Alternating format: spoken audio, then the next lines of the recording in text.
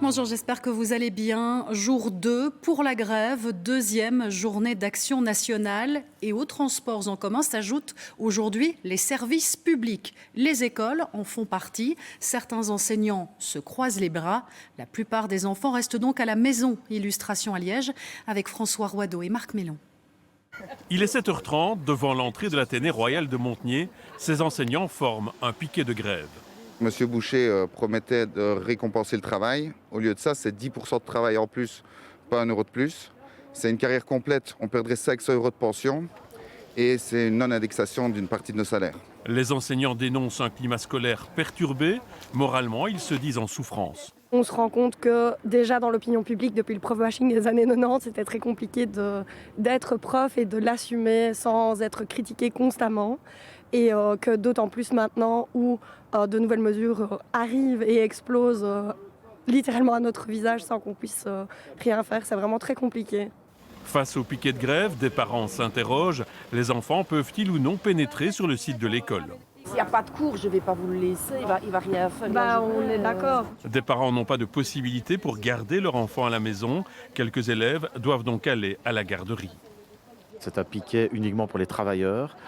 Donc on laisse rentrer les enfants qui n'ont pas le choix parce que les parents travaillent et qui ne peuvent pas les faire garder. Et donc ils vont être pris en charge par le staff de direction. Dans le centre de Liège, d'autres enseignants mènent des actions devant les entrées de plusieurs hautes écoles.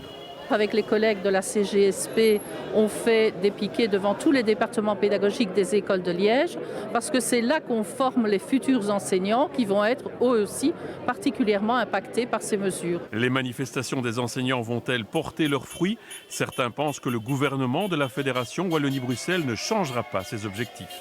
On n'est pas là pour essayer de changer les choses, on est juste là pour montrer qu'on n'est pas d'accord. Et les mesures gouvernementales ne vont que détricoter l'avenir de nos enfants. Et voilà, il faut qu'on soit là, qu'on montre qu'on n'est pas d'accord. Dans les prochains jours, des enseignants mèneront d'autres actions de sensibilisation de l'opinion publique. Et colère des enseignants aussi à Bruxelles. Un rassemblement était notamment organisé devant une école technique car les mesures d'économie prévues pour le secteur de l'enseignement ne passent toujours pas. Martin Biltereis et Marco Sacomano étaient sur place. Ici, peu importe l'âge, chacun a sa banderole, qui vaut parfois mieux qu'un long discours. Sabrina Lepont est professeure de mathématiques dans le secondaire supérieur. Elle a sorti sa calculette. Selon elle, 2 heures de cours en plus par semaine, comme c'est prévu dans la réforme, ça fait trop. Aujourd'hui, on travaille, tous les profs qui travaillent à temps plein travaillent déjà plus que 40 heures semaine. Donc si on bosse plus, ça veut dire qu'on fera des choses en moins.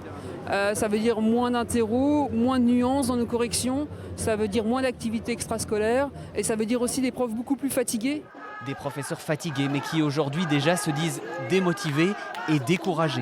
Face à la fin des nominations notamment, certains demandent surtout une revalorisation. Si l'enseignement était vraiment une sinécure, si vraiment on avait autant de vacances qu'on le dit, peut-être qu'il n'y aurait pas de pénurie. Donc en fait, ça signifie quand même que le métier d'enseignant, c'est un métier difficile et donc il faut l'aider.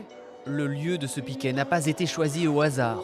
Face à l'Institut des Arts et Métiers à Bruxelles, les manifestants dénoncent aussi la baisse des options dans le qualifiant et la fin de la 7e année de technique ou professionnelle. Pour l'occasion, ces deux amies et enseignantes elles-mêmes sont venues avec leurs enfants. Dans 10 ans, c'est elles qui vont choisir leurs études et je veux qu'elles puissent choisir le qualifiant, le CEFAN, l'alternance, l'enseignement ordinaire sans devoir faire un choix sur où est mon salaire, où est ma pension, où est ma reconnaissance professionnelle. Voilà, je veux qu'elles soient libres de leur choix futur. Et certains ont bien appris leur slogan. Si on n'a pas un bon budget à l'école, on ne sait pas faire un bon travail plus tard. Et dans la foule, quelques élèves plus grands ont fait le déplacement afin de soutenir leurs professeurs. Même si c'est pas facile tous les jours d'aller à l'école, là, maintenant, c'est important pour nos profs et pour nous d'être ici et d'être présents pour eux et pour l'éducation en soi. L'argent, de choisir de le mettre dans un autre endroit que dans l'éducation, moi je pense que l'éducation c'est quand même ça qui est hyper important dans notre société, ça forge les citoyens de demain, quoi. En front commun et tout réseau confondu, le rassemblement se voulait aussi festif et intergénérationnel. Et dans l'enseignement supérieur aussi, le mécontentement se fait entendre. Dans plusieurs établissements, des actions sont en cours. Nous allons rejoindre Romain Van de Neuvel à Mons, où étudiants et enseignants réalisent une chaîne humaine. Oui, c'était ce matin, c'était ici sur une partie de la place Warroquier et le long de la rue des Barbelés, donc juste devant les bâtiments de l'université de Mons. Alors ce matin, ça a pris la forme d'une véritable chaîne humaine. L'action a duré une petite heure sous de nombreux klaxons d'encouragement des voitures qui passaient ici justement dans la rue. Alors l'action a rassemblé plus ou moins 170 personnes, parmi elles des étudiants, des membres du personnel universitaire, des syndicats, aussi des enseignants de l'enseignement obligatoire et aussi des élèves de 5e et réto donc, qui seront à l'université d'ici 1 an ou 2. Donc vous l'avez dit, d'autres actions ont eu lieu un peu partout en fédération Wallonie-Bruxelles, notamment organisées par Université en colère. Des actions pour exprimer des inquiétudes, des craintes sur les mesures qui toucheront l'enseignement. Je vous propose d'ailleurs d'écouter quelques réactions récoltées ce matin pendant l'action ici à l'université de Mons. Peur pour notre avenir, on adore notre métier, mais tout ce qui se passe pour l'instant, ça nous fait énormément peur. On pense même parfois à d'autres solutions et on n'a pas envie. Pour les 1 200 €, il faudrait trouver du travail. Est-ce qu'on aurait le temps avec les études ? Je pense pas. Ça représenterait quand même une hausse de 400 €. Donc, c'est-à-dire des étudiants qui vont commencer à jobber alors qu'ils ne jobbaient pas, qui vont tomber donc dans la précarité alors qu'ils n'étaient pas avant, et aucune amélioration concrète pour les étudiants qui étaient dans la précarité. Et on dit que l'université est sous-financée, on a ce fonctionnement en enveloppe fermée. Et donc on demande plus de financement. Là, ils nous annoncent carrément moins de financement. On veut en fait que l'université soit refinancée de manière générale. On veut que les enseignants soient considérés. On veut que les étudiants puissent avoir accès à l'université facilement. Voilà, merci à Romain Van de Neuvel pour les échos de cette manifestation qui est donc terminée, contrairement à ce que je vous disais il y a un instant. Eux aussi rendent de nombreux services au public. Les pompiers, plutôt fâchés également. C'est surtout la réforme des pensions qui les inquiète, car travailler jusqu'à 67 ans, c'est tout simplement impossible avec un métier aussi physique. Témoignage avec Gilles Larondel et Laurie Cailloub. C'est presque une journée comme une autre dans cette caserne de la zone de secours Hainaut-Est. Presque, car si certains membres du personnel administratif sont en grève, les pompiers de terrain, eux, sont prêts à partir en intervention. On a effectivement donc des absences de jour comme d'ailleurs pour chaque garde, mais par contre le service fonctionne tout à fait normalement pour assurer d'ailleurs le service à la population le meilleur qui soit. Donc vous êtes prêts à partir en intervention à chaque moment de la journée aujourd'hui ?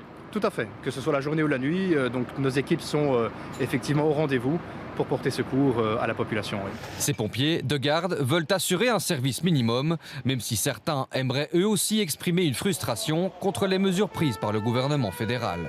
On préférerait être à l'extérieur et manifester et être au piquet de grève, mais il y a le service qui doit quand même être donné à la population, il y a la sécurité qui doit être assurée, assumée, et quelque part, on a tous de la famille qui est dans la ville. On pourrait pas se regarder en face en disant qu'il y a une intervention qu'on n'a pas faite parce qu'on a fermé la caserne.